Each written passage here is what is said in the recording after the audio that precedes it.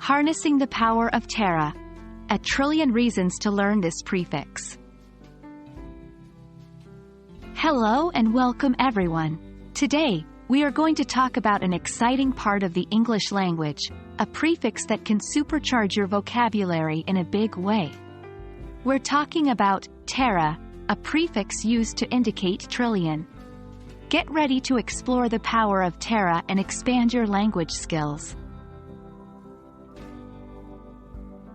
So, what exactly does tera mean? This is a prefix derived from the Greek word teras, which means monster. But don't worry, there's nothing scary about it. In English, we use tera to signify trillion, which is a 1 followed by 12 zeros, 1 trillion. It's often used in scientific and technical terms, where big numbers are the norm. One area where you might often hear tera is in technology. For example, a terabyte is a measure of digital storage capacity and is equal to 1 trillion bytes.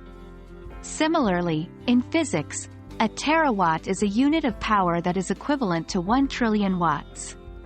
Notice how tera is used to denote the enormous quantity in both these terms.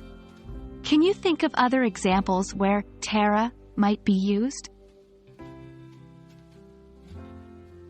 Let's look at how to use these words in a sentence. 1. The new data center can store up to 20 terabytes of information. 2. The power plant has a capacity of 1.5 terawatts. The prefix tera might not be as common as some others, but when it does come up, it's good to know what it means.